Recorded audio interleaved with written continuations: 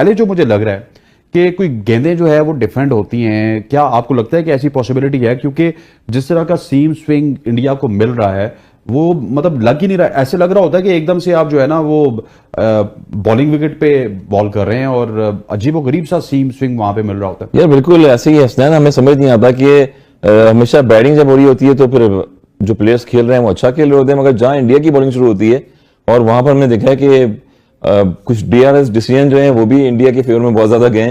Through out 8 से मेरे ख्याल में 7 से 8 डीआरएस ऐसे हुए हैं कि बड़े क्लोज थे वो, और जो कि वो क्लोज टू द स्टंप्स भी रहे हैं, एलबीडब्ल्यू भी रहे हैं, वो इंडिया के फेवर्स में गए या दूसरी टीमों के फेवर्स में गए। मगर बॉल का एक रेशियो नजर आया आज हम जिस तरह दिख रहे हैं कि शामी जैसे बॉलर्स और सिराज जैसे बॉलर, ऐसा लग रहा है एक टाइम पे हम खेलते थे एलन डोनाल्ड को खेलते थे, मकैन को खेलते थे, तो वो बॉलिंग करते थे साउथ अफ्रीका में हम जब जाते थे वहां पर, तो जाहिर पता एक तरफ शाइन होता था और एक तरफ विदाउट शाइन होता था, जहां पर रिवर्स होता था, सीम स्विंग होता था बॉल। मगर यहाँ पर मुझे लग रहा है कि शायद कोई बॉल भी चेंज हो जाता है, मुझे लग रहा है सेकंड इनिंग में जिस तरह से बॉलें जो है ये आईसीसी दे रहा है या फिर एम्पायर का थर्ड एम्पायर से पैनल बीसीसीआई दे रहा है या बीसीसीआई दे रहा है, बॉलों का भी एक चीज एक्सपेक्टेशन होना चाहिए बॉलों का। जिस तरह से पहला बॉल ही शामी ने आके स्टंप में किया है और अभी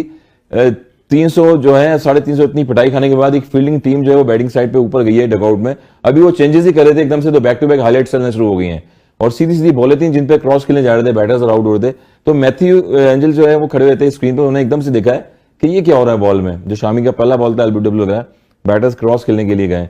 तो कहीं ना कहीं मुझे लग रहा है कि बॉलें भी चेक करानी चाहिए। जिस तरह से सर ये बड़ी सीरियस डिबेट है कि बॉल चेक बॉलिंग करवाना चाहिए, क्योंकि उन्हीं पिचेस पे दुनिया के तमाम बॉलर्स ऑर्डिनरी लग रहे हैं, लेकिन इंडियंस एक्स्ट्रा ऑर्डिनरी क्यों लग रहे हैं? देखिए दोनों एंड से माना कि दोनों एंड से, उस जमाने में तो हमारे दौर में तो एक ही बॉल चलता था और अगर बुराना हो या सेमी उसको शाइन करते थे, थोड़ा सा रफ करते थे तो स्विंग भी उड़ता था, रिवर्स भी, और सीधा भी जाता था बॉल वो। मगर यहां पर माना कि दोनों एंड से नई बॉलें चल रही हैं, मगर फिर भी 3 स्लिपें ली हैं इंटरनेशनल करियर में आपने विकेट यहाँ पर मैच में। और फिर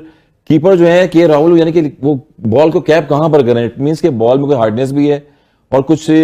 एक्स्ट्रा मुझे लग रहा है कि बॉलिश कोटेड बॉल, एक्स्ट्रा लेयर भी है, कोई कोडिंग होगी, कोटेड जिस तरह बॉलें होती हैं वो टाइप की मुझे लग रही है। तो इंस्पेक्शन एक ज्यादा होना चाहिए इस चीज पे, ताकि पता लगे। टेप बॉल में जिस तरह दूसरे कप्तान बॉल को चेक करते हैं ना, अब पाकिस्तान का अगर इंडिया से मैच आ गया ना, उनको बॉल चेक करना चाहिए कि हमने इस बॉल से खेला, यही बॉल एग्जैक्टली बॉल चेक करना चाहिए। इस पे होनी चाहिए चीजें डिबेट, क्योंकि शामी ने 18 रन देके 5 आउट किए, सिराज आए तो उन्होंने 3 आउट कर दिए। तो मेरा मतलब समझ नहीं आ रहा कि टॉप इंटरनेशनल प्लेयर्स बैटर्स खेल रहे हैं और सारे क्रॉस होते आउट हुए। कल के मैच में फिर देख लें, अगर न्यूजीलैंड का मैच देखें बीच में, उसमें भी थोड़ा सा क्रॉस जाते हुए बॉल एकदम से जो आगे वाला बॉल गिरता है वो गायब हो जाता है, समझ लें गुम हो जाता है वो। तो उसमें मुझे बड़ा एक थोड़ा सा शक व शुबा लग रहे हैं, मेरे ख्याल में चीजें नोटेड होनी चाहिए।